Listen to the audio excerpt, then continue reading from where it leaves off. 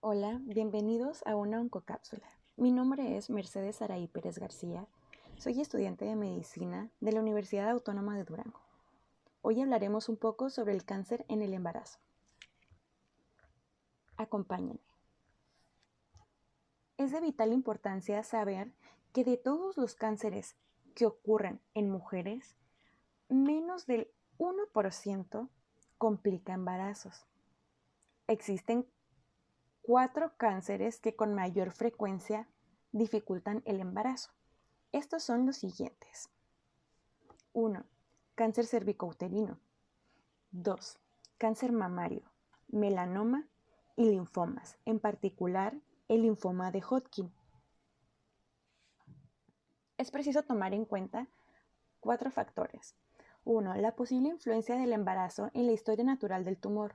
2. Los efectos de las complicaciones del tumor maligno en la madre y en el feto, por ejemplo, anorexia, náusea, vómito, desnutrición, entre otros. 3. Los factores potenciales de los procedimientos diagnósticos y de estadificación. Y 4. Los efectos potenciales del tratamiento oncológico en la madre y el feto en desarrollo. Hay diversos signos y síntomas que se pueden hacer presentes. Hablando de la disminución de la motilidad gastrointestinal causada por la alta concentración de progesterona sérica y la compresión mecánica por el útero creciente, causan saciedad temprana, puede haber reflujo gastroesofágico, náusea, vómito y estreñimiento, se puede desarrollar hemorroides y en ocasiones puede haber ligero sangrado. Sabemos que es normal que en esta etapa del embarazo las mamas crezcan, aumenta su densidad y el carácter nodular. Estos cambios pueden retrasar la identificación de la neoplasia, lo que hace que la enfermedad esté más avanzada al momento de dar un diagnóstico. ¿Por qué? Porque se suelen confundir estos crecimientos con la etapa del embarazo. Ahora, hablando un poco sobre las células, vamos a mencionar las células TCD4+. Estas inducidas reguladoras producidas en la periferia que expresan el factor de transcripción FOXP3, que es codificado en el cromosoma X. Cuando estas células que ya mencioné, FOXP3, se desarrollan en el timo, se denominan TREX. Pero cuando estas células reguladoras se desarrollan en la periferia, se llaman PREX. Estas células reguladoras suprimen la respuesta inmunitaria contra antígenos propios y extraños. Parecen capaces de suprimir la respuesta materna a los antígenos paternos expresados por el mismo feto y crean células de memoria que van a conservar la tolerancia a los mismos antígenos paternos, pero en embarazos subsiguientes. Ahora hablemos un poco sobre la radiación en el embarazo, que es un tema de vital importancia. La exposición a los fetos en desarrollo de la radiación ionizante puede tener efectos secundarios muy graves. Primero, se debe señalar que existen modalidades imagenológicas muy útiles, por ejemplo, la ecografía o las imágenes por resonancia magnética. Estas no usan radiación ionizante y no tienen efectos secundarios demostrables en el feto. Esta radiación ionizante que les menciono tiene 3 efectos secundarios fetales potenciales, que son la teratogénesis, la mutagénesis y la carcinogénesis. El feto es muy sensible a la teratogénesis durante la formación de los órganos, principalmente en el primer trimestre. No hay ningún procedimiento individual ni una combinación selectiva de procedimientos diagnósticos que rebasen el umbral teratógeno conservador, que es de 5 rem. Cuando los efectos teratógenos más tarde en el embarazo se limitan sobre todo a microcefalia y requieren exposiciones mayores a 25 rem. Existen también mutaciones espontáneas que son realmente muy infrecuentes y que requieren dosis demasiado altas de radiación. Estamos hablando mayor de 150 rem, que pues es bastante a diferencia de la primera. Pasemos a otro tema en el cual surgen muchas preguntas. ¿Realmente se puede utilizar la quimioterapia en el embarazo? Bueno, debe evitarse la quimioterapia tóxica durante el embarazo de ser posible.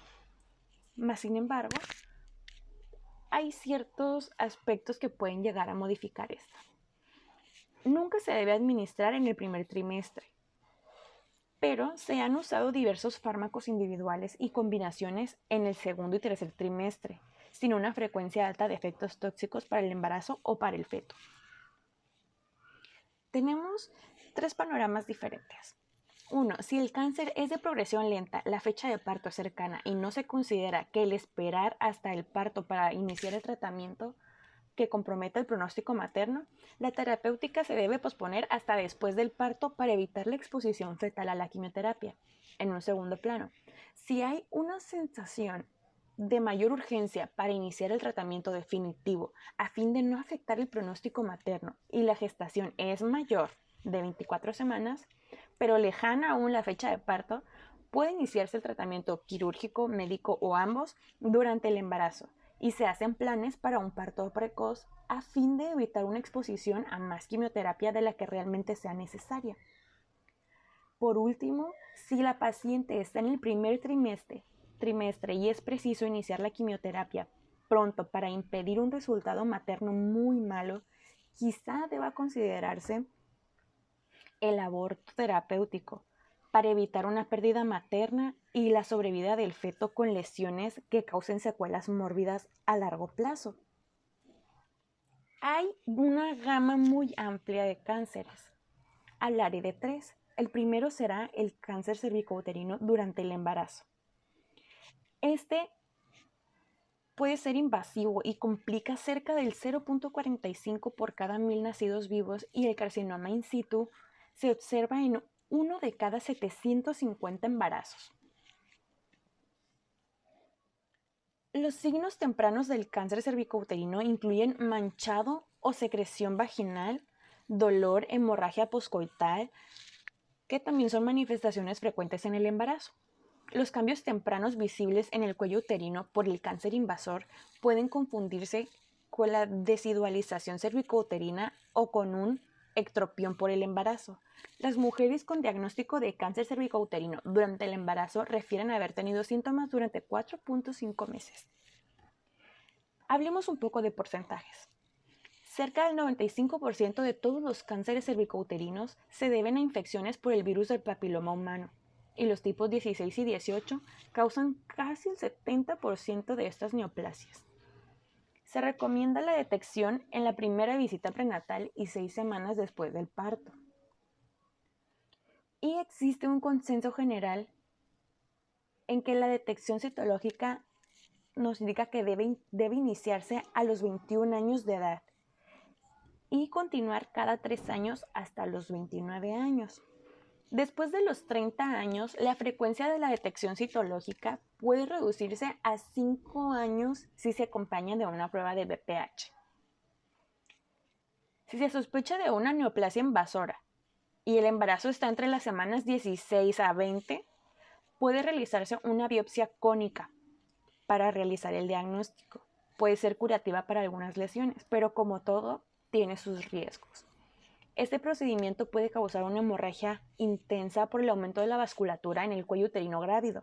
Aumenta 2 o 3 veces el riesgo de rotura prematura de membranas y también parto prematuro. Esta biopsia cónica no debe realizarse en las 4 semanas próximas al parto. La única indicación para el tratamiento de la neoplasia cervicouterina en embarazadas es la documentación de cáncer invasivo. Si la lesión es visible en el cuello uterino, es mejor que el parto se realice por cesárea seguida de histerectomía radical. Ahora hablemos un poco sobre el cáncer mamario durante el embarazo. Este complica cerca de 1 de cada 3.000 nacidos vivos. Puede variar de 3.000 a 10.000. Cerca del 5% de todos los cánceres mamarios ocurren en mujeres de 40 años de edad o menores. Entre todas las mujeres premenopáusicas con cáncer mamario, del 25 al 30% estaban embarazadas al momento de realizar el diagnóstico. Los cánceres mamarios diagnosticados durante el embarazo a menudo se encuentran ya en una etapa muy avanzada debido a que los primeros signos físicos de la enfermedad pasan desapercibidos o se atribuyen a los cambios mamarios normales que hay durante el embarazo. Otra razón es el comportamiento más agresivo del tumor, relacionado con el ambiente hormonal. El estrógeno aumenta 100 veces, la progesterona se incrementa 1000 veces durante el embarazo.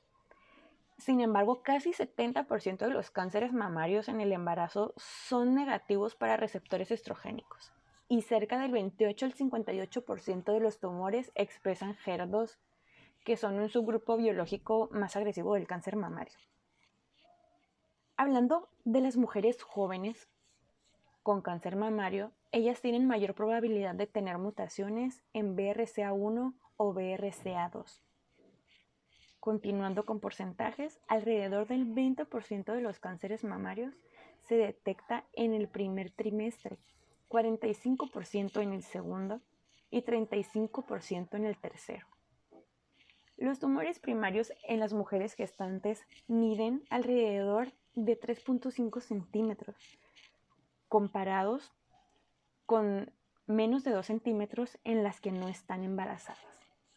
Suele haber signos frecuentes en la presentación de estos.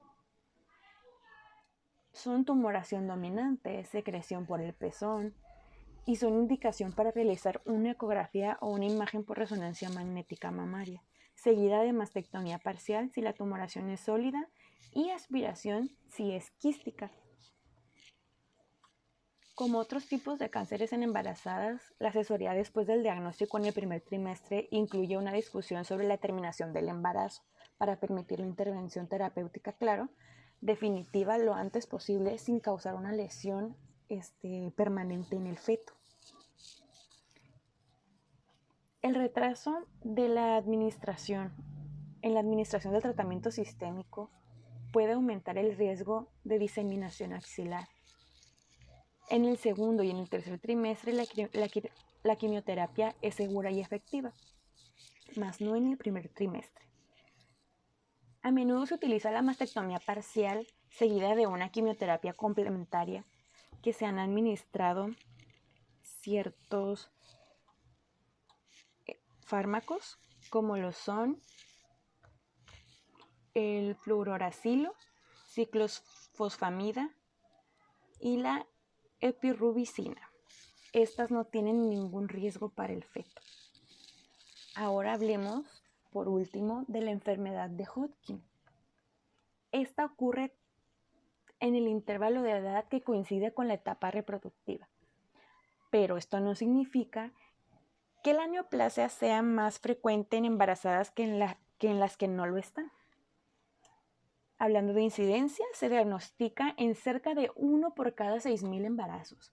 Casi siempre se manifiesta por crecimiento no sensible de un ganglio linfático, por lo general en la región supraclavicular, pero puede acompañarse de otros síntomas como fiebre, transpiración nocturna, pérdida de peso inexplicable.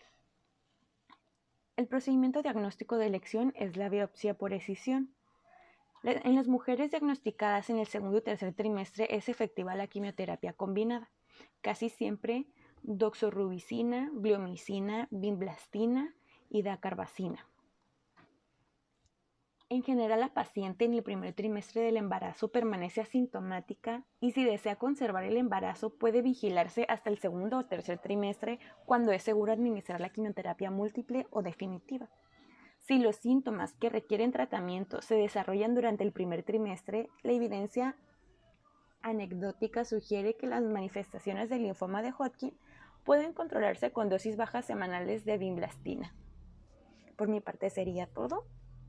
Espero esta información les sea de utilidad y gracias por su atención prestada. Hasta luego.